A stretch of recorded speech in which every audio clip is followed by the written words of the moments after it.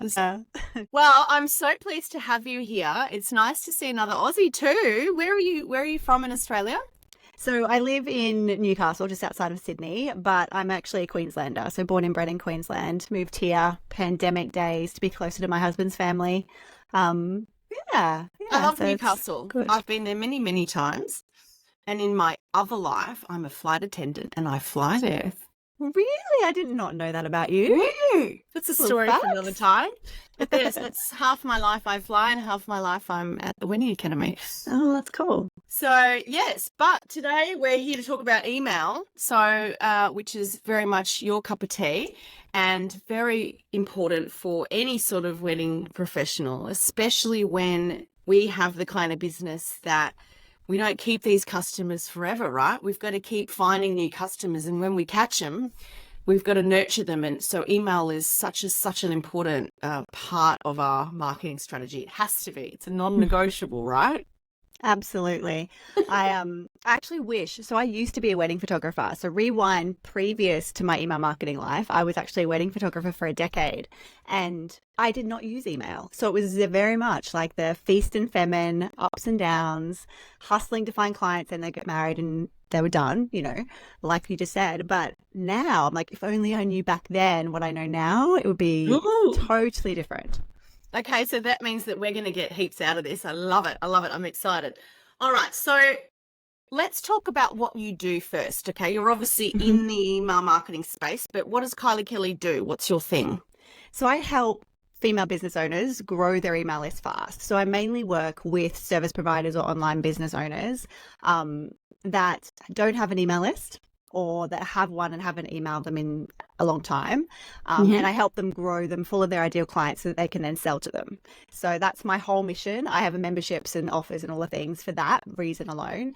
And I think it's all come from my own experience. So when I pivoted into an online business, into email marketing, I realized like it doesn't have to be this freebie on your website and you wait 5 years for people to come. Like it can actually be something that you do really fast. And then that allows you to then sell to these people and live life on your own terms. And as a mum to two little boys, I get to do school pickup and live the life the way that I want to live it, right? And that's all come through this journey with email marketing. Wow, Yeah, in a nutshell. great. All right, well let's start with the heavy-hitting questions. What is the secret sauce to crafting that perfect email subject line? I love this. You sent through the most amazing questions. I was reading the list of questions and I was like, oh my goodness, there's some crackers in here. Some really great I'm ones. ready. Yeah, I prepared. I had to.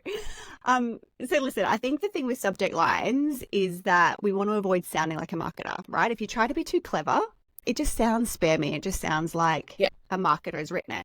So my best performing subject lines are things that I would actually say to a friend that intrigue a bit of interest, like, the story from last week, or my best performing subject line was like number 10 mistake for the day. I just made it. Oh, what's that mistake? Like it just Yeah. straight away, it's like you're relating to somebody on the other end because everybody makes mistakes and they might have had a really crappy day too or whatever. But also you sound like a human being. You're invoking a little bit of curiosity. You sound like a human being. So I think that's the main thing. There are some rules, if you will, to avoid with subject lines. So not using the word free or guarantee or buy now. Those kind of real salesy subject lines can get triggered as spam. So avoiding words like that, but just what would you say to your girlfriend over a glass of wine or a coffee? How would you start a conversation, create a bit of interest? And the way to test these, there are tools online. If you just Google like subject line tester, there's tools where you can like get a little rating out of 100 as to how good it is. So you definitely use those. But when you're looking at your subject line, it's always connected to your open rate. So if your open rate is not great, work on your subject lines, right? If your open rate is really good, you're then obviously doing really well with the subject lines that you're writing. I love that. Okay. Can you share some of the most creative email campaigns that you've seen in your career? See, I love these questions. I was thinking about this one, and you know what? I think I'm a little bit different in terms of the way that I think about email because I think of it more of it just like a relationship that I'm making friends online. It's literally how I made friends. Like I started this at the start of the pandemic when I was feeling lonely, and now it's how I've just made friends. So being that, I don't put too much thought into the creativity side of it, which as a creative person sounds a bit crazy, but it's more about the telling stories, the sharing my life, the behind the scenes, being real with people, and they then lead to the deep relationships and then lead to the next step. I think when we try to be too clever, I don't know, I feel like we just come across wrong. It feels a bit gross and spammy, and we don't want to build that into our email. So in terms of like creative email campaigns, I haven't seen that many. They're either like really salesy and spammy and gross, or they're really random. Like the best ones come taking me behind the scenes of someone's business or behind the scenes of their life, or telling me mistakes, things that have happened, lessons that they've learned. They're the ones that I love the most. So again, it doesn't really answer your question, because I'm like, oh, I can't really share a real creative one, but I think that they're the best email campaigns that I love getting and that I love writing as well. Look, I would say I love a good email from Marie Forleo or Jenna Kutcher where, you know, they're talking about something that happened that's real in their life. And I love a good GIF, you know, like some funny GIF that's in there, but telling me that, you know, they made a mistake and it was funny, you know, and they're relatable. I love an email like that. But then I also come from an e-commerce background, and I love a good e-commerce, you know, platform that's tailor-made, you know, some reminders in there based off my activity. So mine would be a mixture. It would be like, oh, that was really well done, you know, in terms of the technology behind the email. But yeah, I like you also like that sort of story and a personal connection, and the email to be fun. You know, I like to see a few emojis and a GIF and some real pictures and things like that. So sorry, yes, Jack, I love what you just shared there as well about being personalized, because I think the best ones come right when the person running the campaigns is also like segmented their list, and they know what you've bought before, and they know what you like, and they are a little bit tailored to you, and they feel a bit more tailored, a bit more personal. So I think that's also a good little tip for our listeners, like to think about, how do you want your reader to feel, and what do you know about them? Like, are they an existing wedding client? Are they already engaged? Are they, you know, where are they in that journey? yes, And how can then you tailor that content to them? And like most email service providers can tag and segment all these fancy things. So it's just figuring out what information you want to know would be helpful, and then what you want to send them. But I think that's a really good point you made. Yeah. Yeah, and I think you can always craft your forms, whether it's a lead magnet form, a contact form, you know, new client questionnaire, whatever it is, you can always tailor that to get information, right? Like key points. Like I remember, I'm not a wedding planner anymore, but obviously I deal with wedding planning every day with the Wedding Academy, because we teach wedding planning. But at my old business, Darling Don't Panic, when we had a couple that would contact us, I would always make a point of mentioning, you know, if they put the venue, for example, oh my God, I love that venue. I love this, you know, I know the owner, blah, blah, blah. Like I would look for something to just give that sort of reinforcement that I knew what I was doing, and I, you know, not knew these other providers that they were working with and whatnot, but also just to sort of show interest and connect with them on something, not just sort of be this, you know, standardized or automated reply. Come back with something that was personal to them. So you can do it in a little way, you know, with each of those steps, where they don't feel like they're just being on some automated journey. Let's go back and talk about how storytelling can play a role in making an email engaging. I love that. Your thoughts? Yeah, I love that. I do think people can go too crazy and just tell stories. I think that there needs to be a reason that you're sharing the story. So whether it is the connection, right, or whether it is to actually relate to them about something, or whether it is leading them into the next thing. So perhaps, like for the wedding example of the venue that you just mentioned, maybe it is a story about the last time you worked at this venue, and then you're giving them a tip about the lighting in this particular part.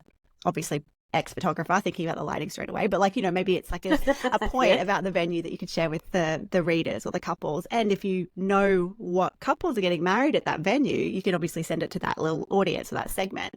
So I think it's just being really intentional with the stories, not just telling a story for story's sake, but thinking about, so what's next? Like, why am I telling this story, and where is this leading people? But story is a beautiful place. We connect over stories. We tell stories ourselves throughout our daily life all the time, whether it's to our kids after school or our girlfriends over a coffee or like whatever. Like we're telling stories all the time. So I think it's important to still do that, but just be really intentional with the stories that we're telling. Yeah, great. Okay. What would be your go-to strategy to increase open rates and click-throughs? So open rates, like we said before, is all out the subject line. So definitely monitor that. I will say, and I'm not sure how deep in the email marketing world you guys are, but as of April 1, there's some changes coming with the authentication of your email domain. Sounds so technical and things, but really all that means is like Microsoft, Yahoo and Google are getting a bit stricter with what they let through to the inbox. So you have to be authenticated. So if you use something like ConvertKit or Flowdesk or ActiveCampaign, MailerLite, whatever email service provider you use, just look up how to authenticate your email address so that it gets into the inbox first. So that's step number 1, right? We want them to get into the inbox. So then step number 2, looking at the open rates, always connected to the subject line. So if you have a poor open rate, play with the subject line. If it's really strong, you're golden. Keep doing what you're doing. The click rate, there's a few little like strategies you can play with. So always have links. Yeah, always have links in your email. So it's really funny. Like a lot of my members, I'll be like, oh, my click rate's really low. I'm like, oh, so what links are you putting in? Oh, I didn't have a link in that one. Oh, it's just my Instagram. I'm like, well, let's try add some more links first. So I think be again intentional that it's connected to the content of the email, but including links, but then playing with the way that you're having them. So have a button at the top, have the hyperlinked URL at the bottom, have, click here, like play with the way that you're putting links into your emails as well, because then you can see what your audience, what your email list clicks on the most. So for me, I get the best click rates if I put a button in like the first paragraph, like at the top bit of my email. If I introduce it with a line or two and then have a button that links out, they always click the button. So I know that's what I do. I might put one in the PS or something down lower as well, but that's what works for me. So have a play with the way that you're putting those links into your emails as well. Yeah, great. Okay. And of course, mobile. We've got to keep mobile in mind when we're crafting these emails. So I feel like this is a silly question. How important is keeping mobile optimization top of mind when you're creating these emails? Like it is important. I think most of the software these days is crafted with that in mind. So you don't need to do extra steps for this. I think it's more thinking about breaking up big paragraphs. So like just the readability, which goes for desktop too, right? But the readability of your emails. So you don't want massive big chunks of text. You want to use like smaller sentences, break them up, dot points, italicize, bolded. Like you just want it to look like it's interesting, whether they're on mobile or desktop. Yeah, great. Okay. And when it comes to how often we're emailing, what do you reckon is the magic number when it comes to like keeping people engaged but not overwhelmed? So do you know what? Like, I just don't think there's real rules about this, Jack. I really don't think there's like a do it this many times and that's the answer. No? Kind of response. I think it depends on a few things. It depends on what you're comfortable with, what you're excited to do. There's no point saying do it twice a week if you're like, oh, I can't do it once a month. Like, pick what's comfy for you. I do think with our inboxes so full these days, once a week is a minimum. So I do think it needs to be once a week, but I probably send more like 3 or 4 emails a week now. Granted, I have a bigger list size. I'm getting closer between that 5 and 10K on my email list. So sending, 2, 3, 4 emails a week is fine because only 50% are opening them. So it's not like they're getting overwhelmed. But what you'll notice, if you start sending too many, you'll notice that they're not being opened or engaged with as much. So you might want to just drop it back a little bit. I know people that send daily emails. I've got some that I'm on their email list and they send daily emails and I still love to read them. So I don't think there's a black and white answer. I think it's at least once a week, but then see what you're comfortable with, see what you have to say. You might only have 1 email a week in you to write. That's cool. Like do that. And then just see what your list responds to as well and go from there. Okay, I've got a sort of add-on question for that one. So say I'm a wedding planner and it's a new lead, how much follow-up should I do with this new lead before it's sort of dead in the water? Yeah, so what I would do for anyone new coming onto your email is have a welcome sequence. So this is sort of different to that regular content that you're Yes. sending out. Have a welcome sequence set up. So for your example, wedding planner, new couple joins your email list. You want to be sending them. I'd be sending daily emails for probably 4 or 5 days with value, right? So like the first email is a little bit about you. Maybe it's a resource that you have on like the top 10 tips to plan your wedding and save money or whatever it might be. I just know money's a big pain point, so that will probably get opened really well. Yeah. Then maybe email 2 is a tip about this and a bit of value, or a podcast you listened to recently, and like just think about, I'd say 3 or 4 emails. I'd send them daily with value that's really going to help them on their journey. And then I would go to the weekly content after that. But I think that's really important to have a welcome sequence that really serves them first. They get that really good impression. They're like, yes, I want to like open and read everything she's sending me, and then go to the normal content from there. Great. Have you got any email marketing failures you can share? Oh, so many. So many.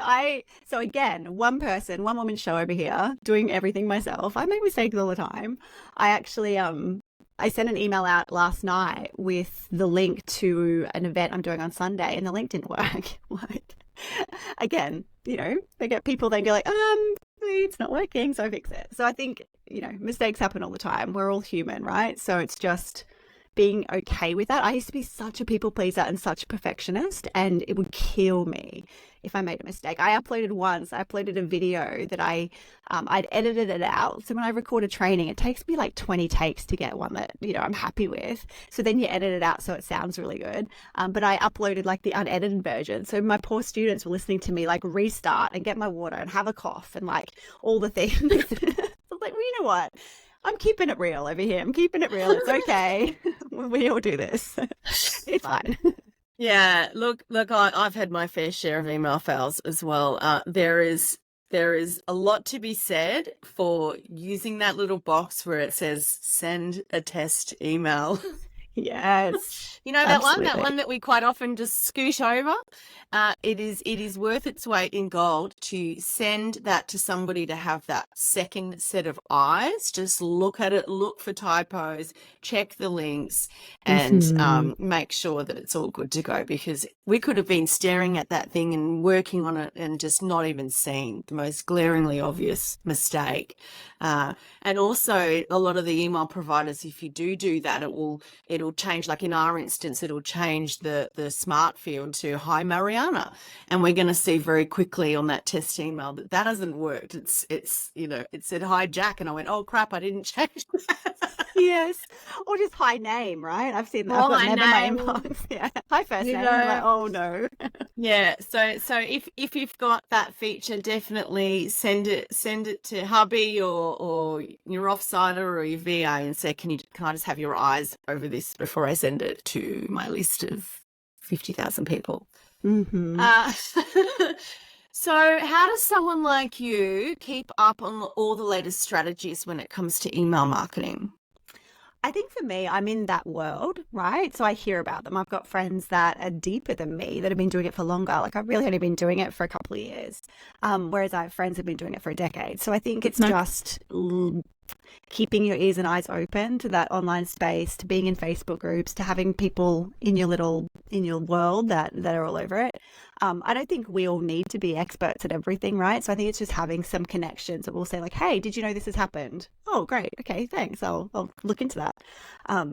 That's the main thing. And I mean, look, email, it doesn't change that much. This big change we've had with the authentication stuff has been the biggest change in such a long time. So once you get set up with your email service provider and you get comfy with sending emails, you don't really need to worry about it too much. Just do you keep sending them, connecting with your audience, and not much changes really in that whole marketing world. It's not like there's an algorithm like the social media or that's changing all the time or anything like that. It's a little bit more, I don't want to say trustworthy, but like safe, right? It doesn't change too often. Yeah, sure. Just on this authentication thing, for everyone listening, what is it they need to kind of Google or look up in order to get their head across that in time? Yeah. So the hardest thing with this is that it's different for every email service provider is doing it a little bit differently. So what I'll be Googling is like how to authenticate my email with Flowdesk, with ConvertKit, with whatever that email service provider is. Literally, some of the email service providers have made it really easy. So it'll be in the settings and you like click a button and they do some magic behind the scenes and sort it out for you. I know like Kajabi, there's a few that have done that for their providers, for their members. Others, it's a matter of adding some records to your DNS of your domain. So like, for example, kyliekelly.com is hosted on Squarespace. So for me, I had to get a little bit of code from my ConvertKit and a little bit of code from my Google Workspace, because they're the two things that send emails on behalf of kyliekelly.com. Okay. And I had to add that little bit of code into my DNS settings as a custom record. If that sounds like another language, it's okay. It did for me as well. And like everybody's had to be learning this, but that is literally what you're doing, so that when you send an email from kyliekelly.com, the internet gods like, oh yeah, she's legit, and they let it through. There you go. You heard it here first. So the words you've got to look up really, or look in your settings, are for authenticate, right? Yeah, exactly. And is there a cutoff date for this? So April 1, so it was February 1. Yeah, I know. It was Feb 1. Coming up. April. It was Feb 1, but they've pushed it out. Now they're saying April 1. Will they push it out again? Like, I don't know. I think just do it as soon as possible. And as you're sending emails, if you notice like your open rate tanks, that's probably the problem in the future, right? So don't freak out. Like if that happens, I've learned that like sending one email like that is not going to be like bad for your reputation, your email future. It won't be bad. Don't freak out, but it's just important to sort it out before you go sending too many more emails. Okay. All right. So guys, get that done. Make that in your list for this week, because we've got how many days left of March? Not many. And if you get stuck, just go to support at your email provider, whether that's ActiveCampaign, MailChimp, whoever it is. Yeah. Get onto support and go, I've heard I need to update this. Can you give me a hand? Yeah. And they'll give you a hand. So definitely work that into your next week if you can. Kylie, can you tell me a success story where email marketing had a significant impact on a business? Well, I mean, I think I'm a great example. I think it's honestly, and this sounds so cliche, but it's changed my life. It's changed everything for me. So I've went from no email list as a wedding photographer, loved my job, did it for a decade. Pandemic hit, had to do like 40K worth of refunds, lost my business practically.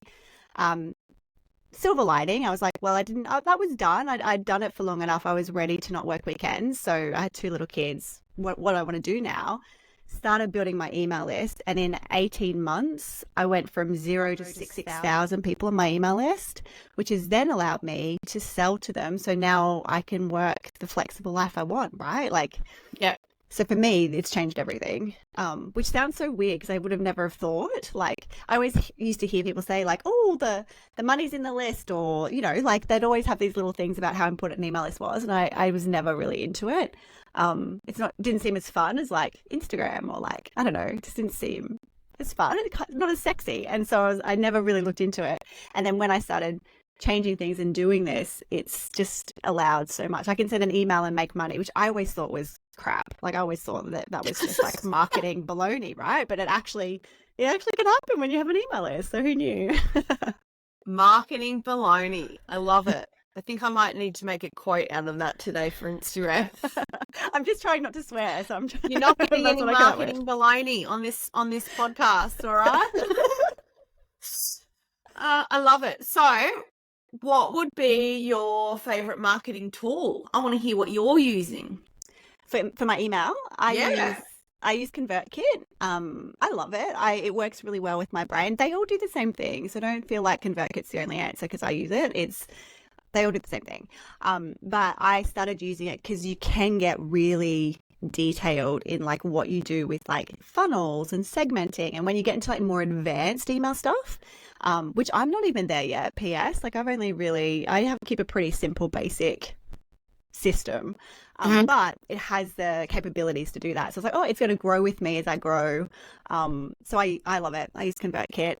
I also use Thrivecart, which is more of a checkout software. I got Thrivecart when I was hosting summits in 2022 because I needed some affiliate software, but I really love that I can host all my checkouts, my membership and everything on Thrivecart, and it integrates with ConvertKit. So then people get tagged automatically and sent emails automatically.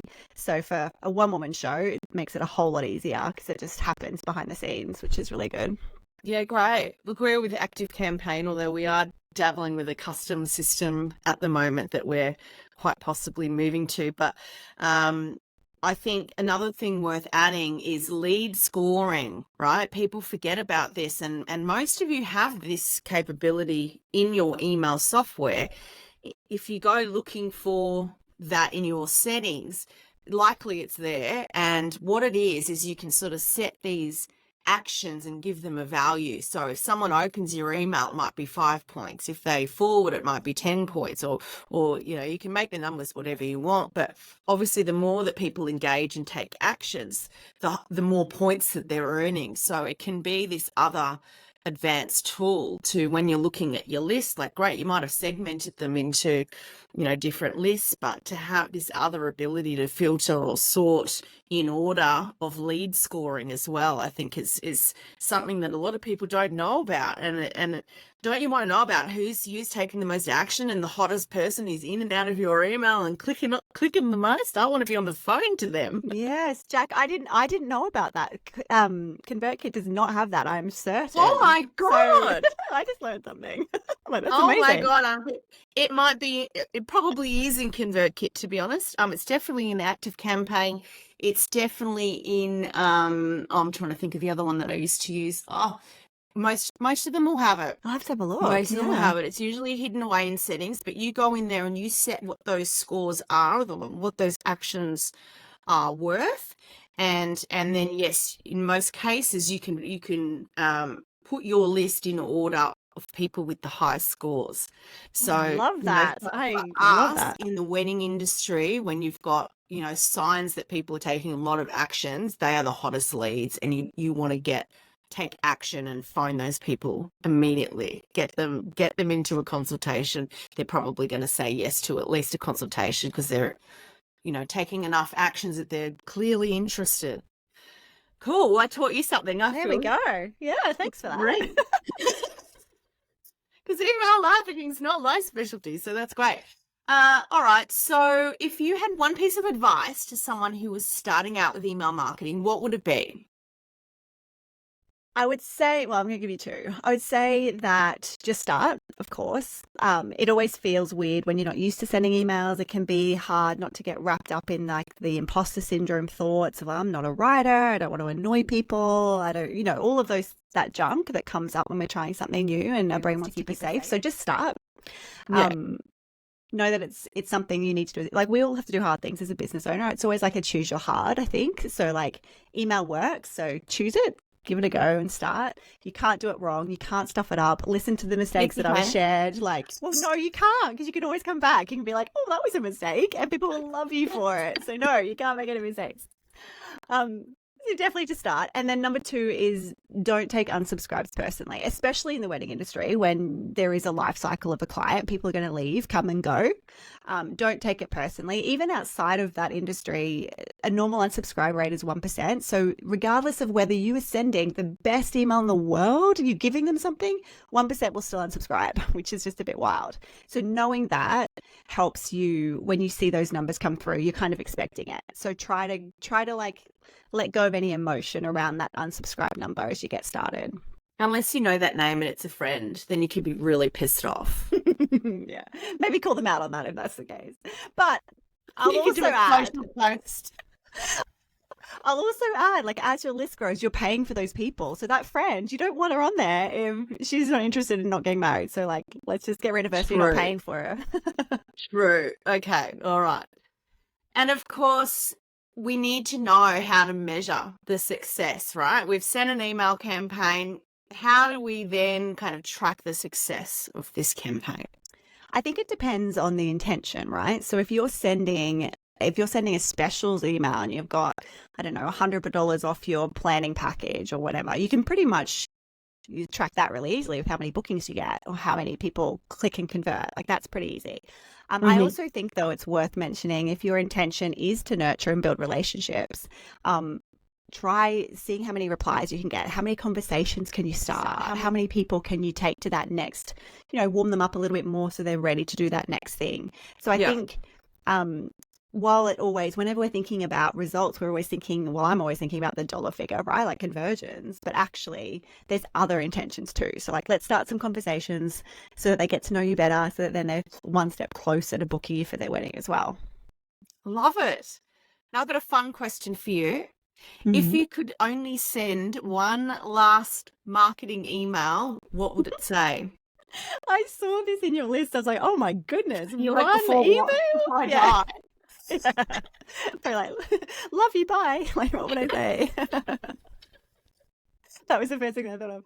I would probably just direct them to my podcast. Like, if I was still doing something, I would want them to go there.